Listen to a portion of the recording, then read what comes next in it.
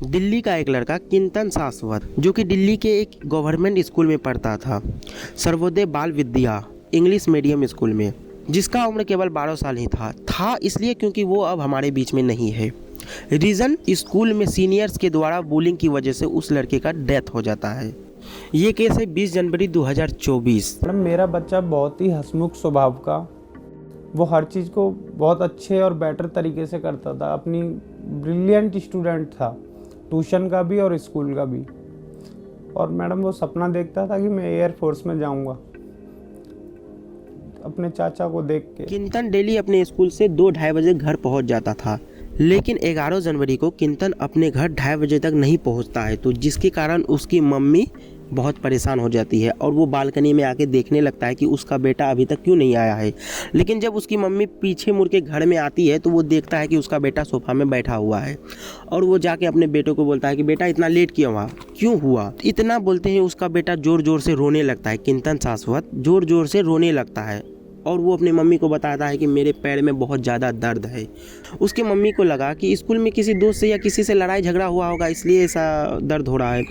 लेकिन जब वो दर्द से बहुत रो रहा था किंतन सासवत, तो उसकी मम्मी और उसके पापा ले करके वो किंतन को बगल के एक सरकारी हॉस्पिटल में ले जाता है और वहाँ के एक डॉक्टर उसे दवाई ववाई सब दे देता है और उसको बोलता है कि मैंने इसे पेन किलर दे दिया, एक्सरे भी कर लिया, कोई दिक्कत नहीं है, लेकिन आप 2-3 दिन बाद फिर से आइएगा और चेकअप करा लीजिएगा। लेकिन और किंतन का फैमिली कुछ खास नहीं था, नॉर्मल फैमिली था। उसका पापा किंतन का पापा दिल्ली में ही मजदूरी करता था। उस दिन 11 तारीख को किंतन हॉस्पिटल से आने के बाद उसका दर्द कम हो गया था, क्योंकि हॉस्पिटल में पेन किलर दिया था उसको, तो दर्द कम हो गया। लेकिन 15 तारीख को किंतन को इतना ज़्यादा दर्द होने लगा कि उसकी मम्मी और पापा लेकर के उसे एक प्राइवेट हॉस्पिटल में ले गया और वहाँ भी इलाज कराने के बाद उसको घर ले आया।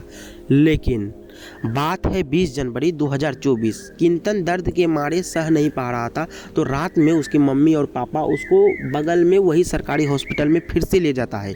लेकिन किंतन की रात में मौत हो जाती है। अब ये मौत कैसे होती है, किंतन 12 साल का लड़का कैसे मरा, तो इसके बारे में हम बात करते हैं। ये केस स्टार्ट हुआ था उसके स्कूल से। तो बात है फिर से 11 जनवरी की कि किंतन अपने मम्मी पापा को बताता है जब मैं इस वॉशरूम से आ रहा था तो मेरा टक्कर एक सीनियर से हो जाता है और सीनियर्स अपने दोस्तों को बुला करके मुझे उठा के पटक देता है और उसकी वजह से मुझे पैर में चोट लग जाता है, मुझे और भी मारता है। एक 12 साल के बच्चे को कोई ऐसा कैसे मार सकता है, वो भी सीनियर जो कि केवल 6 क्लास में पढ़ रहा था। किंतन सासवत उसको इतना मारा कि बच्चा दर्द को सहन नहीं कर पाया और 20 तारीख को उसकी मौत हो जाती है। और किंतन जिस दिन से 11 तारीख को घर आया था उसी दिन से किंतन का पापा डेली स्कूल जाता था और वहाँ के प्रिंसिपल को पूछता था कि मुझे वो बताओ कि मेरे बच्चे को कौन मारा है। प्रिंसिपल किंतन के पिताजी को जरा सा भी भाव नहीं दे रहा था, वो बोल रहा था कि नहीं, हमारे स्कूल में कुछ नहीं हुआ है, जो आपका बच्चा किया है बाहर में किया है। तो किंतन के पापा किंतन के दोस्त से भी पूछते हैं कि किंतन का क्या हुआ था, तो किंतन का 2 दोस्त उसके पापा को बताते हैं कि जी अंकल, किंतन की लड़ाई हो जाती है सीनियर के साथ और वो लोग उसे बहुत बुरी के तरीके से मारता है, उठा के पटक देता है और बहुत बुरी तरीके से मारता है। लेकिन स्कूल वाले जरा सा भी किंतन के पापा को भाव नहीं दे रहा है कि उसका एक बच्चा स्कूल का मर गया है। प्रिंसिपल को जरा सा फर्क नहीं पड़ता है, वो बस अपने स्कूल के रेपुटेशन को बचाना चाहता है और उन बच्चों को बचा रहा है जिसकी वजह से एक 12 साल का लड़का मर चुका है।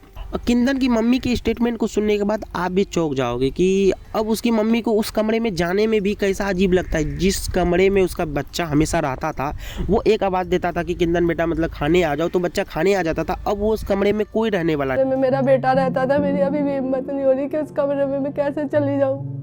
ये स्टेटमेंट उसकी मम्मी के अंदर क्या बीतता होगा। उसकी मम्मी को ये भी नहीं पता कि मेरे बच्चे को कैसे मारा, जो इतना बुरा चोट लगा जिसकी वजह से मेरा बच्चा आज मेरे साथ नहीं है। उन्होंने क्या किया, कैमरे ही नहीं थे और उन लोगों ने इस चीज़ को इतना लाइटली लिया कि मेरा बच्चा नहीं रहा आज, और इसी वजह से आज मेरे को स्कूल जाना पड़ा कि सब कुछ हो गया। अब तो मुझे बता दो वो बच्चे कौन है। मेरी आत्मा को शांति तभी मिलेगी जब मैं उन बच्चों को एक बार देख लूं और मैं कम से कम ये सोच लूं कैसे मार, मुझे अभी भी नहीं पता मारा क्या था, कैसे मारा था कि एक छोटा सा बच्चा मर गया उस दर्द से सह के। बस वो प्रिंसिपल को जा करके उसके मम्मी पापा यही पूछ रहे कि हमें तो ये बताओ कि वो बच्चा कौन है, बस हमें जानना है कि क्यों मारा इतना, मतलब कोई कैसे मारा है मेरे बच्चे को, मतलब कौन बच्चा था जो मेरे बच्चे को इतना बुरी तरीके से मारा कि उसकी मौत हो जाती है। लेकिन स्कूल वाले ज़रा सा भी भाव नहीं दे रहे हैं, कोई मतलब ही नहीं कि एक बच्चा मर गया है। ऐसे स्कूल को तो बंद ही करा देना चाहिए बस। तो आज के इस वीडियो के लिए इतना ही, मिलते हैं नेक्स्ट वीडियो में। क्यों